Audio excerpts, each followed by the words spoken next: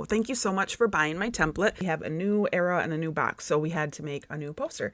So the first thing we're going to do is remove backgrounds. You can pay in Canva, if you wish, to remove the backgrounds right in place if you want to, but I don't say to do that because I don't want to make you pay for anything. For free, we can go to adobe.com/express/, and you'll have to create a free account, but you can remove all your backgrounds for free and not have to worry about canceling an account or anything like that. So up here at the top, quick actions, and then you just go to remove background.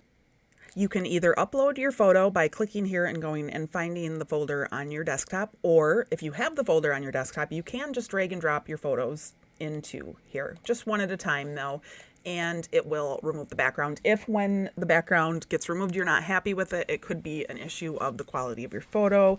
Low exposure photos will do that. It's difficult to remove the backgrounds. Also, if there's a lot happening in your background or a lot of people, sometimes it will have trouble, so you might just have to find another photo. Most times it really does a really good job.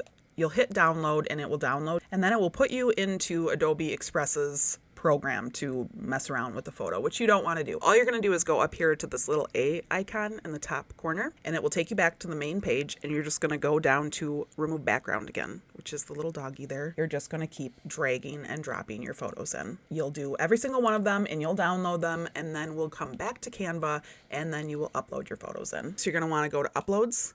And again, you can just drag and drop them in, or you can upload files and you can go search for them on your computer. As you can see, this is the finished product, and you do want to keep all these photos in here because these hold all of the styling. So like the colors of your boxes are in here. So you do not want to delete these photos. A lot of people think that, and they're like, I want to put my photos in there. Well, now you won't have the color tones, and that's no fun for you. You want to leave those there, and you're just going to pull the photos you want into the box. It's going to ask you if you want to do something in Canva, just say no. And as you can see, the color is applied, and you just keep rolling through all of your photos. And this is why we have a whole new video, is just because of this box and this box. So the first poster, she kind of popped out of the box and now she's in the box. And if you are a Swiftie, you know that that is significant, but more so, it's just easier to do this poster now. So thank you, Taylor. You don't have to worry anymore about popping up and around and arms being on other people's pictures and stuff. It's all contained now in a box, because there is significance there. I'm telling you, go look it up. Okay, the reason why I include a second one for you, let's say for some reason, when I placed this photo, the color didn't take. And that will happen. Canva is a very finicky program sometimes. If this one didn't take the color, you go down to this one and go up here. Do you see this little cute little roller? It has nothing to do with painting. I spent like 6 months thinking that had nothing to do with anything I needed, and it's like the most used thing I use now. So click that, and you've basically essentially copied the style, and now you're just going to click on the box that you want it to paste that style onto, which is here, and it will do that for you. So you go up here, we'll do it right in the same document, copy it and paste it. And you can see you would have need to remove your background first, obviously. It's a little bit better when you use the ones you're supposed to use, but it will also add the border and everything. It copies the complete style. So if you run into trouble, there's your bailout with the colors. You don't have to do anything crazy with codes or anything. You can just copy it. I'm going to just have 2 duplicates in your thing that you can work with. The single most important thing, though, I want to tell you, when you're adjusting your photos, you have to double click. You have to double click. Say it with me. Double click. Don't single click. I get a lot of mess. I love helping people, so it's not that big of a deal. If you run into trouble, this is what people send me all the time because they didn't double click. So just make sure you're double clicking.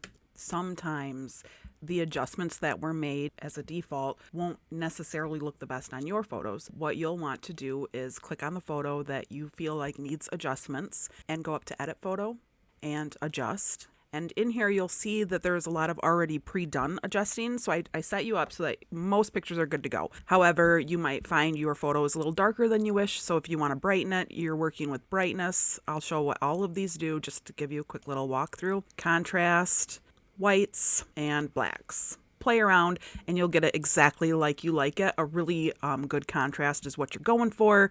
And you want to really brighten your highlights and crunch your shadows to get the authentic kind of look that you're going for. Go around and check them all and just kind of, tweak them up.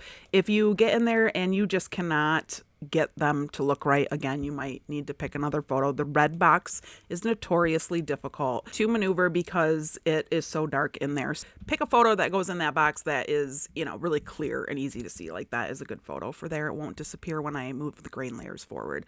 Whereas another photo might kind of, like this one here down at the bottom, that's a little low contrast. It's a beautiful photo. However, up here might get a little lost in the reds. Also, I should say this, I do this custom. A lot of people don't realize that. So if you're doing this and it does not work out for you, I do technical support for free. If you've already started it, I will go in and kind of fix you up a little bit.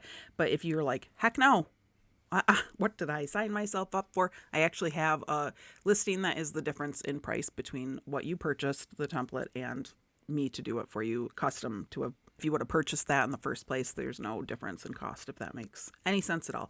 But I have faith in you, and that's what this tutorial is. I'm going to walk you through step by step. I don't want you to fail. I want you to love your poster. So when you're all completed with your adjustments, you need to move your grain layer forward. This again is another thing that people have difficulty with. If you go up to position and go to layers and scroll all the way down, you see all these like gray, they're really light gray, barely visible boxes. Those are your grain layers. Now, you don't have to use all of them. Grab all of them though and pull them to the front so you can see. Now you've got crazy grain. Nobody wants this amount of grain. So you have to go through and reduce the grain layers. So again, you would actually stay in position and go to layers and come up here and just click on one, go up to transparency, which is up here at the top, and reduce the transparency, and then go to the next one, reduce the transparency. You're just going to work through them all until you get where you like it. And there you go. So you can get rid of them. You do not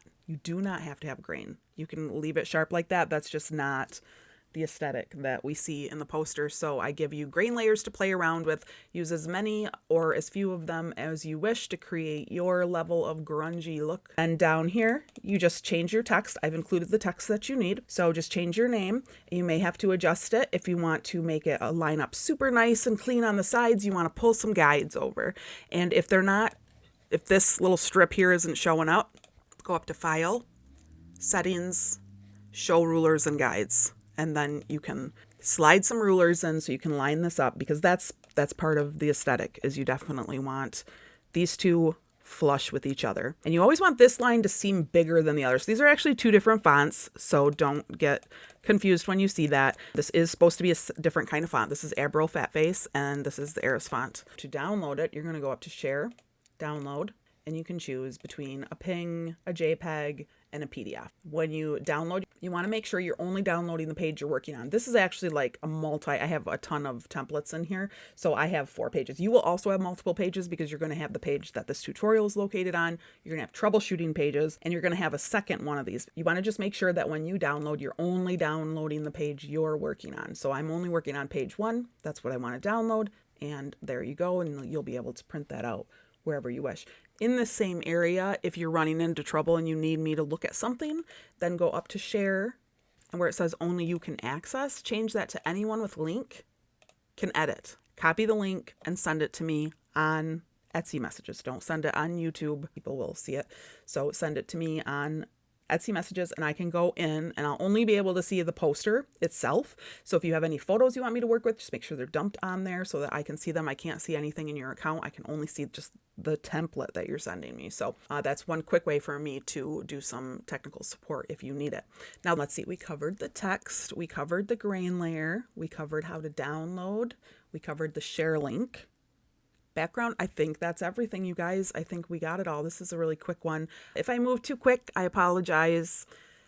Some people want their tutorials to go really quickly, and some people want you to go really slow. It's hard for me to please everyone, so I would appreciate it if you just reach out to me if you have questions or concerns, and I will guide you through this. All right, so thank you so much. Until next time.